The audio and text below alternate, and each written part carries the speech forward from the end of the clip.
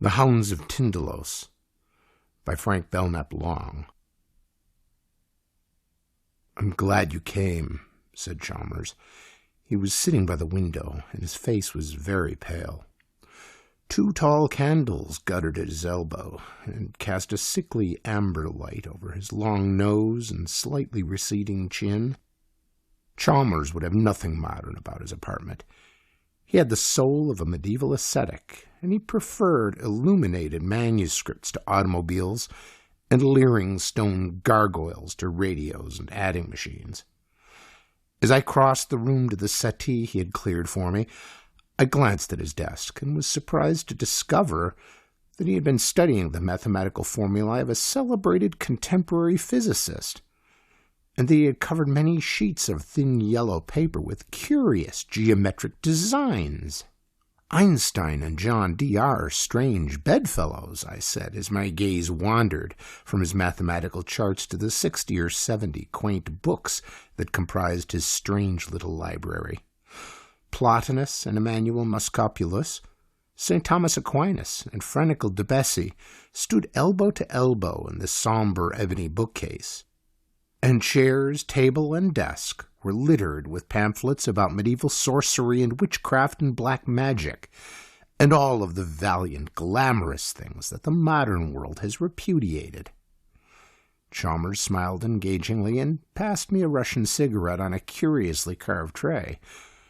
"We're just discovering now," he said, "that the old alchemists and sorcerers were 2/3 right, and that your modern biologist and materialist is 9/10 wrong." "You have always scoffed at modern science," I said, a little impatiently. "Only at scientific dogmatism," he replied. "I have always been a rebel, a champion of originality and lost causes. That is why I have chosen to repudiate the conclusions of contemporary biologists." "And Einstein?" I asked.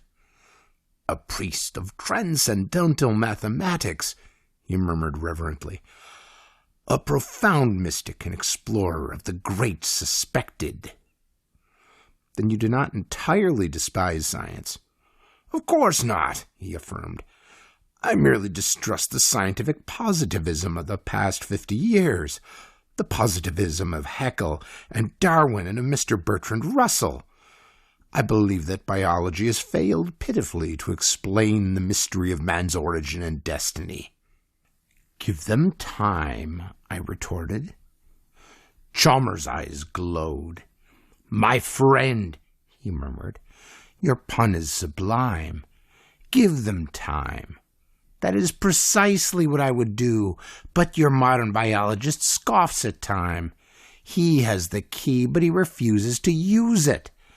What do we know of time, really? Einstein believes that it is relative, that it can be interpreted in terms of space, of curved space.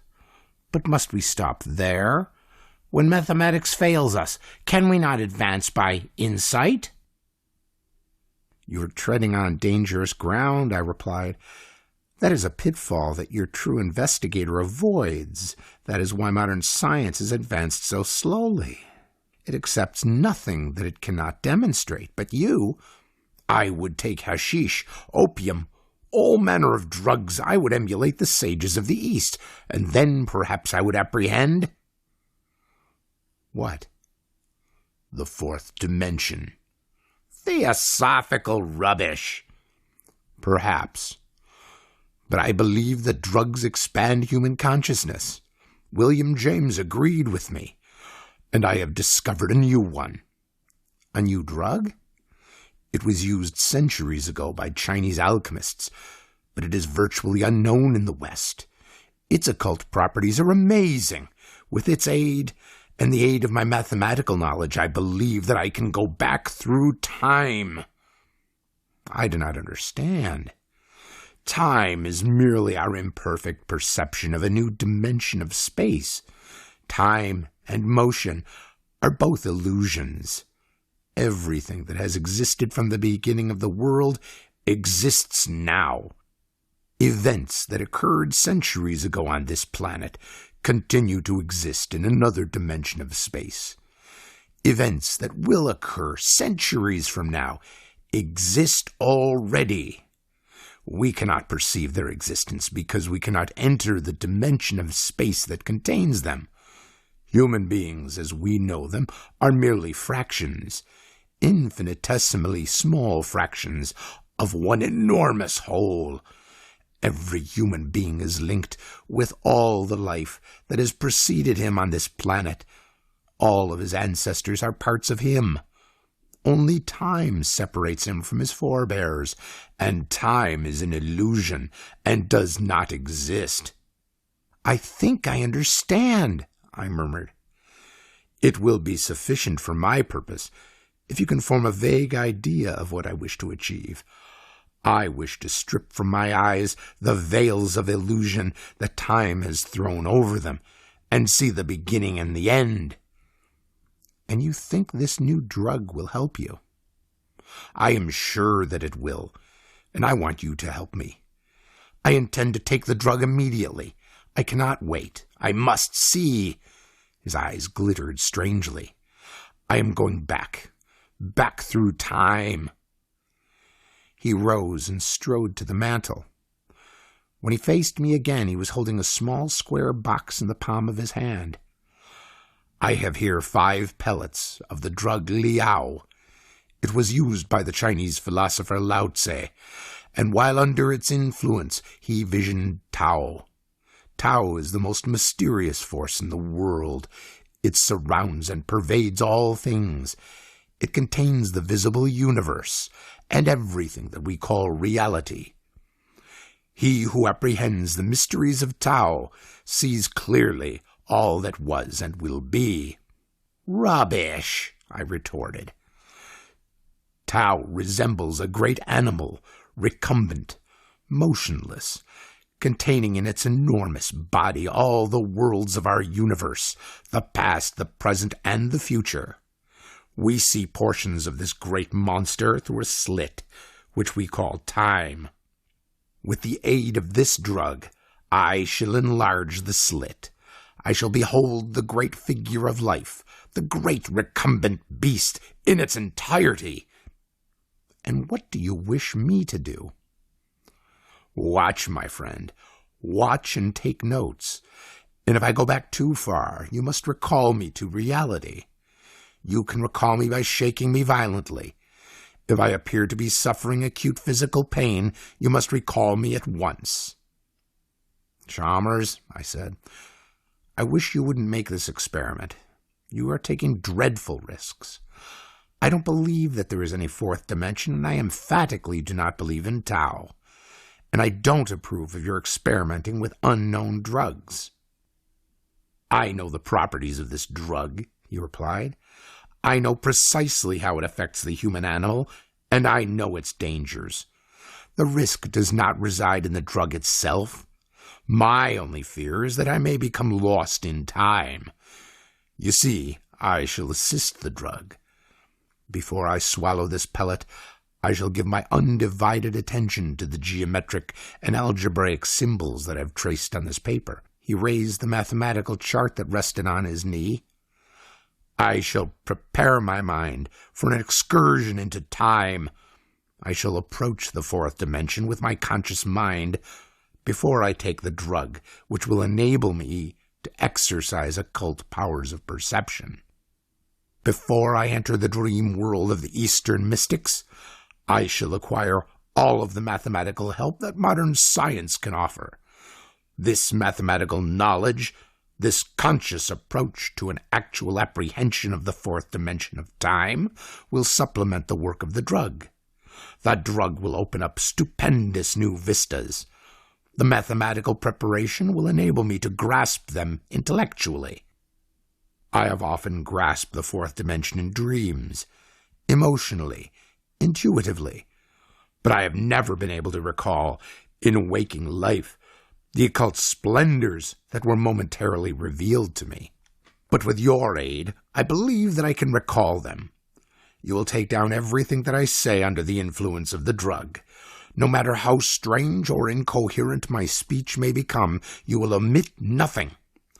When I awake, I may be able to supply the key to whatever is mysterious or incredible. I am not sure that I shall succeed, but if I do succeed," his eyes were strangely luminous, "time will exist for me no longer." He sat down abruptly. "I shall make the experiment at once. Please stand over there by the window and watch. Have you a fountain pen?" I nodded gloomily and removed a pale green Waterman from my upper vest pocket. "And a pad, Frank?"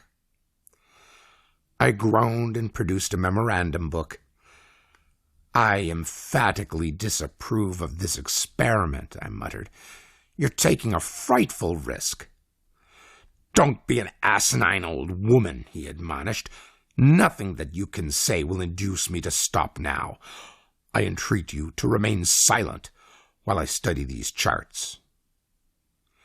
He raised the charts and studied them intently. I watched the clock on the mantel as it ticked out the seconds, and a curious dread clutched at my heart so that I choked. Suddenly the clock stopped ticking, and exactly at that moment, Chalmers swallowed the drug. I rose quickly and moved toward him, but his eyes implored me not to interfere. "The clock has stopped," he murmured. "The forces that control it approve of my experiment. Time stopped, and I swallowed the drug. I pray God that I shall not lose my way." He closed his eyes and leaned back on the sofa. All of the blood had left his face, and he was breathing heavily.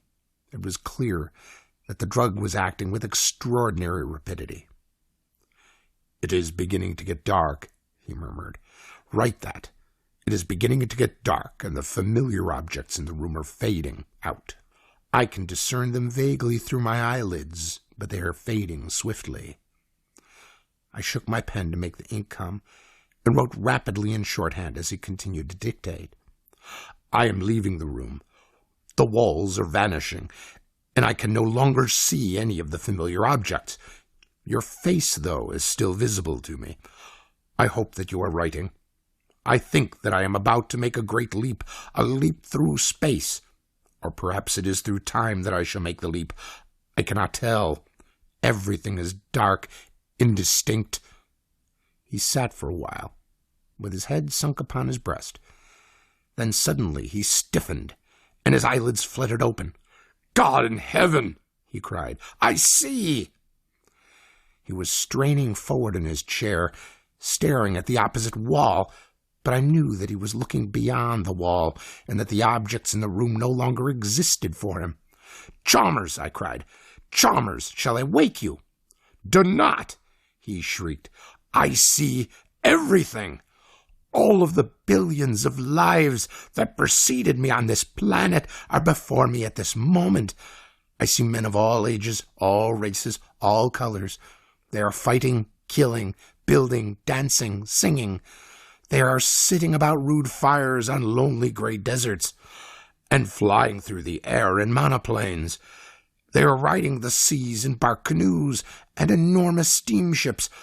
They are painting bison and mammoths on the walls of dismal caves, and covering huge canvases with queer futuristic designs. I watch the migrations from Atlantis. I watch the migrations from Lemuria. I see the elder races, a strange horde of black dwarves overwhelming Asia, and the Neanderthalers with lowered heads and bent knees ranging obscenely across Europe. I watch the Achaeans streaming into the Greek islands and the crude beginnings of Hellenic culture.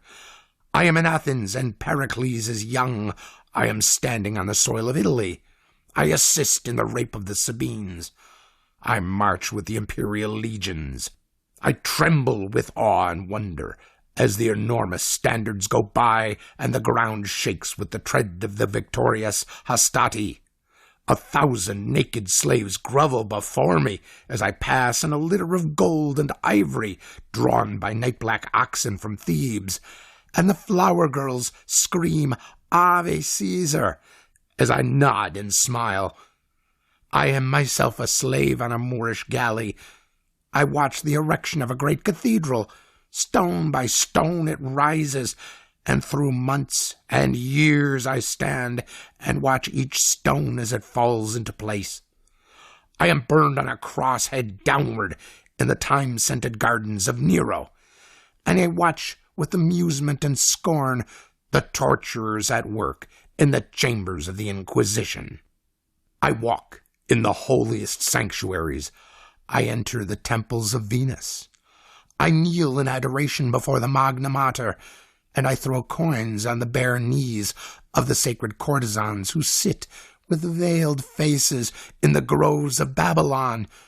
I creep into an Elizabethan theater, and with the stinking rabble about me, I applaud the Merchant of Venice. I walk with Dante through the narrow streets of Florence. I meet the young Beatrice, and the hem of her garment brushes my sandals as I stare, enraptured. I am a priest of Isis, and my magic astounds the nations. Simon Magus kneels before me, imploring my assistance, and Pharaoh trembles when I approach. In India, I talk with the masters and run screaming from their presence, for their revelations are as salt on wounds that bleed.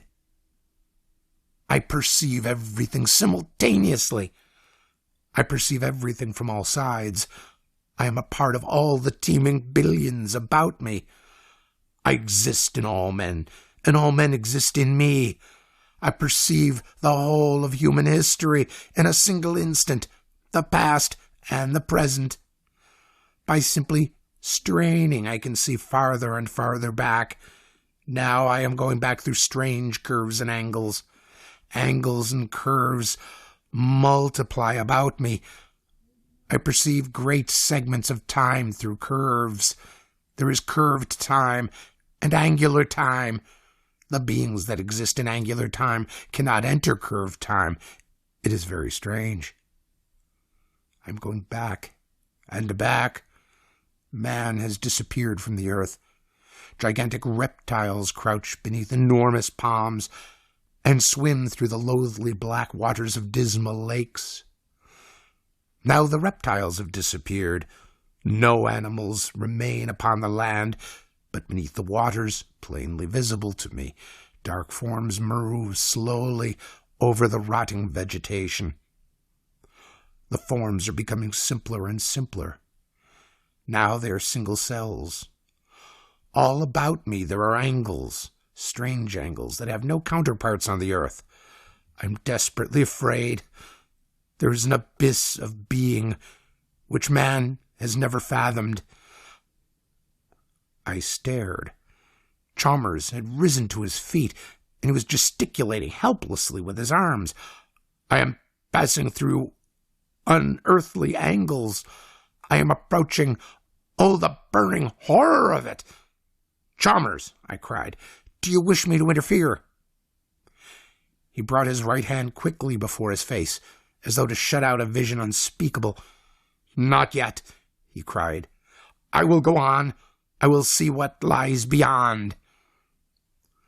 A cold sweat streamed from his forehead, and his shoulders jerked spasmodically. Beyond life there are, his face grew ashen with terror, things that I cannot distinguish. They move slowly through the angles.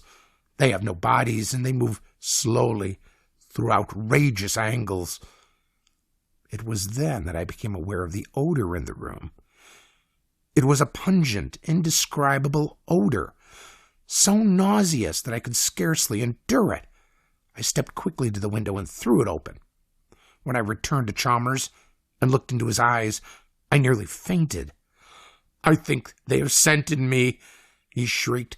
They are slowly turning toward me.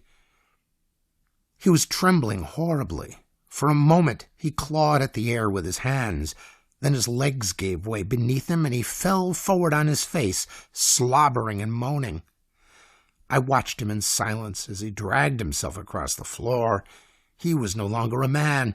His teeth were bared, and saliva dripped from the corners of his mouth. Chalmers, I cried. Chalmers, stop it! Stop it, do you hear? As if in reply to my appeal, he commenced to utter hoarse, convulsive sounds, which resembled nothing so much as the barking of a dog, and began a sort of hideous writhing in a circle about the room. I bent and seized him by the shoulders. Violently, desperately, I shook him. He turned his head and snapped at my wrist. I was sick with horror, but I dared not release him for fear that he would destroy himself in a paroxysm of rage. "Chalmers," I muttered, "you must stop that. There is nothing in this room that can harm you. Do you understand?" I continued to shake and admonish him, and gradually the madness died out of his face. Shivering convulsively, he crumpled into a grotesque heap on the Chinese rug. I carried him to the sofa and deposited him upon it. His features were twisted in pain, and I knew that he was still struggling dumbly to escape from abominable memories. "Whiskey," he muttered.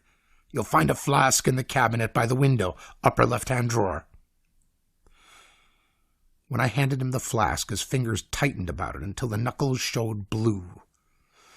"They nearly got me," he gasped. He drained the stimulant in immoderate gulps, and gradually the color crept back into his face. "That drug was the very devil," I murmured. "It wasn't the drug," he moaned. His eyes no longer glared insanely, but he still wore the look of a lost soul. "They scented me in time," he moaned. "I went too far." "What were they like?" I said to humor him. He leaned forward and gripped my arm. He was shivering horribly. "No words in our language can describe them," he spoke in a hoarse whisper. "They are symbolized vaguely in the myth of the fall, and in an obscene form which is occasionally found engraved on ancient tablets. The Greeks had a name for them which veiled their essential foulness: the tree, the snake, and the apple. These are the vague symbols of a most awful mystery." His voice had risen to a scream. "Frank! Frank! A terrible and unspeakable deed was done in the beginning, before time, the deed, and from the deed." He had risen and was hysterically pacing the room. "The seeds of the deed move through angles and dim recesses of time. They are hungry and athirst." "Chalmers," I pleaded to quiet him, "we are living in the 3rd decade of the 20th century." "They are lean and athirst," he shrieked. "The Hounds of Tindalos." "Chalmers, shall I phone for a physician?" "A physician cannot help me now. They are horrors of the soul, and yet—" He hid his face in his hands and groaned. "They are real, Frank. I saw them for a ghastly moment. For a moment I stood on the other side. I stood on the pale gray shores, beyond time and space, in an awful light that was not light, in a silence that shrieked. I saw them. All the evil in the universe was concentrated in their lean, hungry bodies. Or had they bodies? I saw them only for a moment. I cannot be certain. But I heard them breathe. Indescribably for a moment, I felt their breath upon my face. They turned toward me, and I fled screaming. In a single moment, I fled screaming through time. I fled down quintillions of years, but they scented me. Men awakened them cosmic hungers. We have escaped, momentarily, from the foulness that rings them round. They thirst for that in us which is clean, which emerged from the deed without stain. There is a part of us which did not partake in the deed, and that they hate. But do not imagine that they are literally, prosaically evil. They are beyond good and evil as we know it. They are that which in the beginning fell away from cleanliness. Through the deed they became bodies of death, receptacles of all foulness. But they are not evil in our sense, because in the spheres through which they move, there is no thought, no morals, no right or wrong as we understand it. There is merely the pure and the foul. The foul expresses itself through angles, the pure through curves. Man, the pure part of him, is descended from a curve. Do not laugh. I mean that literally. I rose and searched for my hat. I am dreadfully sorry for you, Chalmers, as I said as I walked toward the door, but I don't intend to stay and listen to such gibberish. I'll send my physician to see you. He's an elderly, kindly chap, and he won't be offended if you tell him to go to the devil. But I hope you'll respect his advice. A week's rest in a good sanitarium should benefit you immeasurably. I heard him laughing as I descended the stairs, but his laughter was so utterly mirthless that it moved me to tears. 2. When Chalmers phoned the following morning, my first impulse was to hang up the receiver immediately. His request was so unusual, and his voice was so wildly hysterical that I feared any further association with him would result in the impairment of my own sanity. But I could not doubt the genuineness of his misery, and when he broke down completely and I heard him sobbing over the wire, I decided to comply with his request. "Very well," I said. "I will come over immediately and bring the plaster." En route to Chalmers' home, I stopped at a hardware store and purchased 20 pounds of plaster of Paris. When I entered my friend's room, he was crouching by the window, watching the opposite wall out of eyes that were feverish with fright. When he saw me, he rose and seized the parcel containing the plaster with an avidity that amazed and horrified me. He had extruded all of the furniture, and the room presented a desolate appearance. "It's just conceivable that we can thwart them," he exclaimed. "But we must work rapidly, Frank. There is a step-ladder in the hall. Bring it here immediately, and then fetch a pail of water." "What for?" I murmured. He turned sharply, and there was a rush on his face. "To mix the plaster, you fool!" he cried. "To mix the plaster that will save our bodies and souls from a contamination unmentionable. To mix the plaster that will save the world from... Frank, they must be kept out."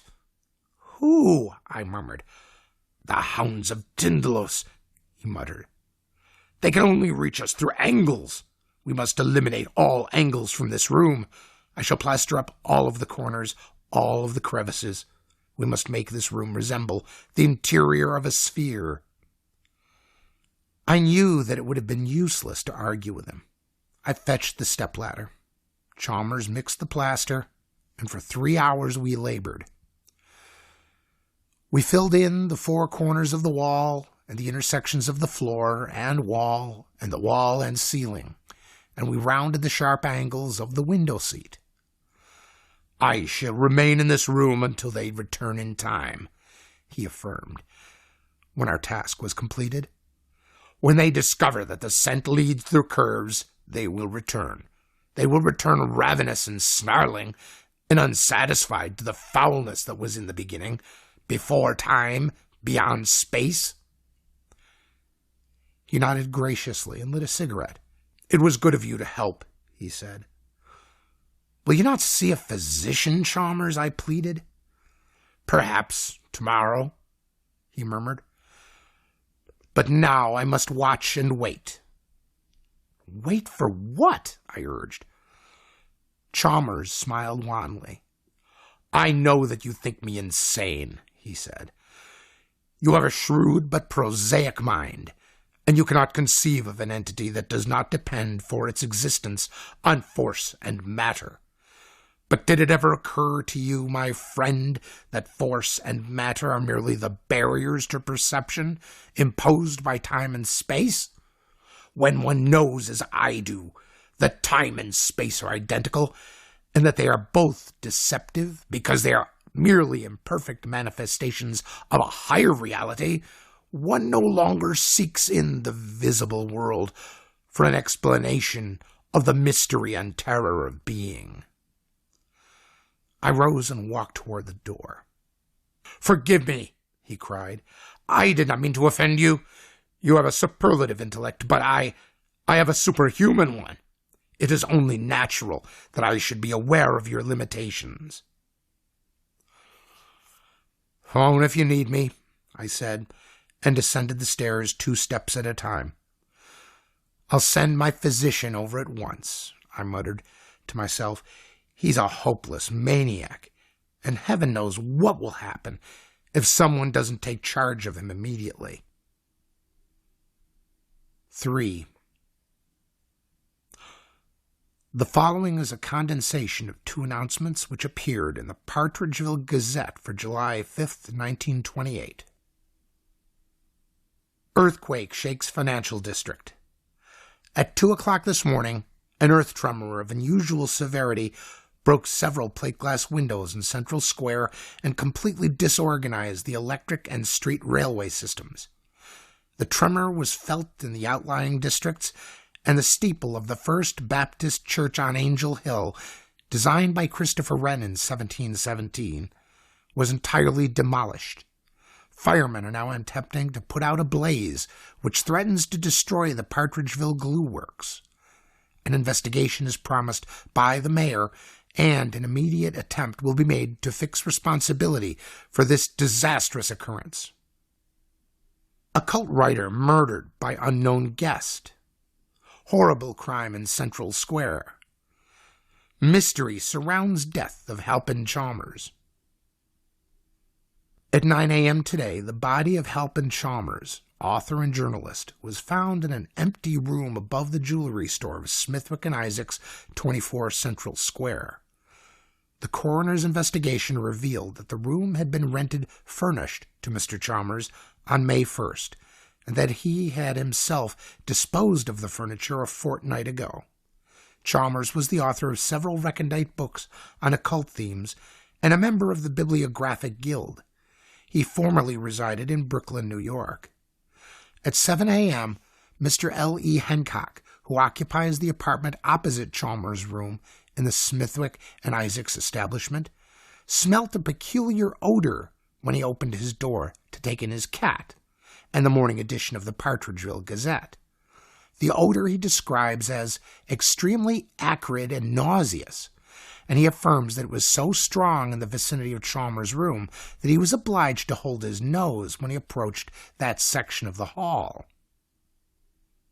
He was about to return to his own apartment when it occurred to him that Chalmers might have accidentally forgotten to turn off the gas in his kitchenette. Becoming considerably alarmed at the thought, he decided to investigate, and when repeated tappings on Chalmers' door brought no response, he notified the superintendent. The latter opened the door by means of a pass key, and the 2 men quickly made their way into Chalmers' room. The room was utterly destitute of furniture, and Hancock asserts that when he first glanced at the floor, his heart went cold within him, and that the superintendent, without saying a word, walked to the open window and stared at the building opposite for fully 5 minutes.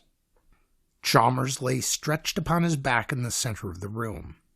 He was starkly nude, and his chest and arms were covered with a peculiar bluish pus or ichor. His head lay grotesquely upon his chest. It had been completely severed from his body, and the features were twisted and torn and horribly mangled. Nowhere was there a trace of blood.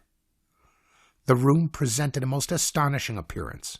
The intersections of the walls, ceiling, and floor had been thickly smeared with plaster of Paris, but at intervals fragments had cracked and fallen off, and someone had grouped these upon the floor about the murdered man so as to form a perfect triangle. Beside the body were several sheets of charred yellow paper. These bore fantastic geometric designs and symbols, and several hastily scrawled sentences. The sentences were almost illegible and so absurd in content that they furnished no possible clue to the perpetrator of the crime. "I am waiting and watching," Chalmers wrote. "I sit by the window and watch walls and ceiling. I do not believe they can reach me, but I must beware of the doles. Perhaps they can help them break through. The satyrs will help, and they can advance through the scarlet circles. The Greeks knew a way of preventing that. It is a great pity that we have forgotten so much." On another sheet of paper, the most badly charred of the 7 or 8 fragments found by Detective Sergeant Douglas of the Partridgeville Reserve, was scrawled the following: "Good God, the plaster is falling. A terrific shock has loosened the plaster, and it is falling. An earthquake, perhaps. I never could have anticipated this. It is growing dark in the room. I must phone Frank, but can he get here in time? I will try. I will recite the Einstein formula. I will... God, they are breaking through. They are breaking through. Smoke is pouring from the corners of the wall. Their tongues. Ah!" In the opinion of Detective Sergeant Douglas, Chalmers was poisoned by some obscure chemical. He has sent specimens of the strange blue slime found on Chalmers' body to the Partridgeville Chemical Laboratories, and he expects the report will shed new light on one of the most mysterious crimes of recent years. That Chalmers entertained a guest on the evening preceding the earthquake is certain, for his neighbor distinctly heard a low murmur of conversation in the former's room as he passed it on his way to the stairs. Suspicion points strongly to this unknown visitor, and the police are diligently endeavoring to discover his identity. 4. Report of James Morton, chemist and bacteriologist.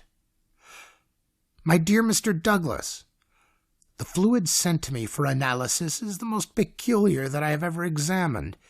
It resembles living protoplasm, but it lacks the peculiar substances known as enzymes. Enzymes catalyze the chemical reactions occurring in living cells, and when the cell dies, they cause it to disintegrate by hydrolyzation. Without enzymes, protoplasm should possess enduring vitality, i.e., immortality. Enzymes are the negative components, so to speak, of a unicellular organism, which is the basis of all life.